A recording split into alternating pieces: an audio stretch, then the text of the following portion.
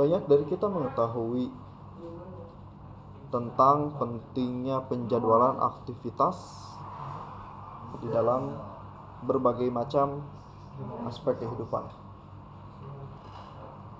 Kita dapat membayangkan dunia ini bergerak tanpa henti. Setiap detik bagaikan pasir yang jatuh dari jam pasir kehidupan kita.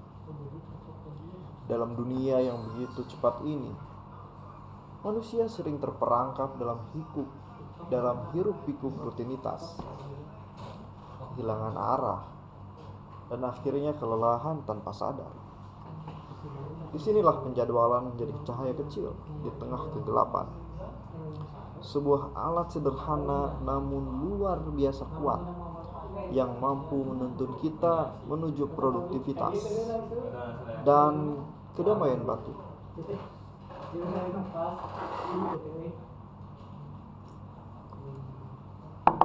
Seperti minum juga ada jadwalnya, ada ritmenya. Seperti tidur, ada ritmenya yang disebut dengan ritme sirkadian.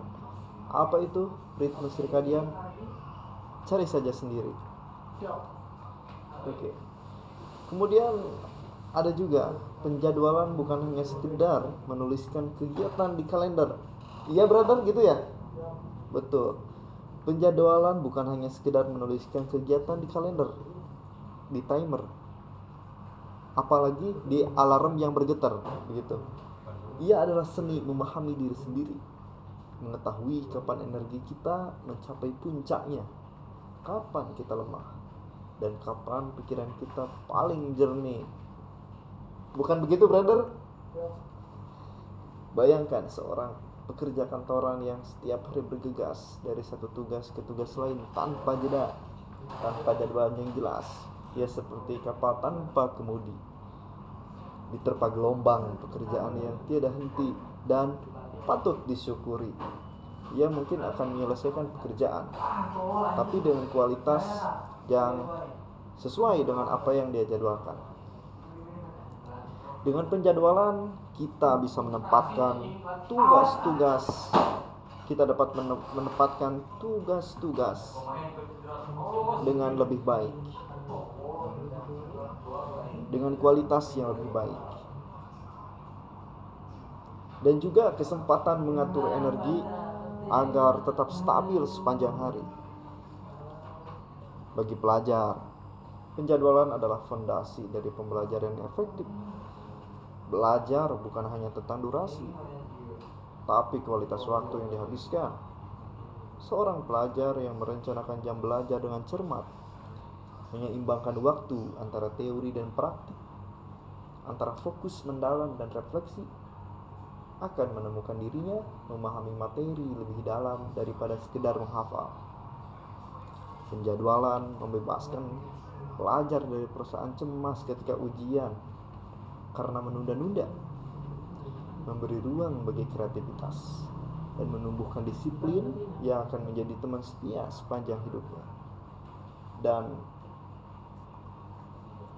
kopi menemani hari-hari di tengah hujan kabulusan asal.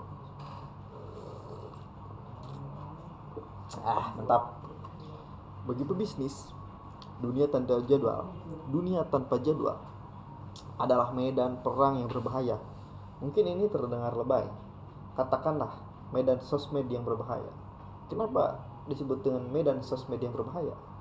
Karena jika tidak difilter dengan baik, bisa menjadi toksik. Nah, itu yang disebut dengan medan sosmed berbahaya. Medan perang berbahaya itu bahasa yang lampau sekali. Kita kenal sekarang medan sosmed yang berbahaya. Dalam bisnis, setiap keputusan memiliki konsekuensi. Pasti itu, pasti. Rumus bisnis, rumus dagang yang ada itu untung sama rugi, tidak mungkin papok. Kalau papok namanya menukar barang, bukan jualan. Prinsip dagang itu untung dan rugi, itu saja. Gak ada yang namanya papok. Bahkan kalau papok, keterusan bisa bergelincir kepada apa yang disebut dengan riba. Walau alam, saya bukan ulama. Itulah, bisnis pasti mempunyai konsekuensi, dan waktu adalah sumber daya yang paling berharga. Seorang pebisnis yang mampu mengatur jadwalnya dengan baik bukan hanya mengoptimalkan produktivitas, tapi juga membangun reputasi, menjaga kualitas. Bukan begitu, brother? Betul sekali. Iya, ini adalah teman saya Tommy. Hafiz beliau. Amin. Beliau hafiz Al-Quran 30 juz atau juz 30. Amin. Iya, Masya Allah. Dulu nak. Ya,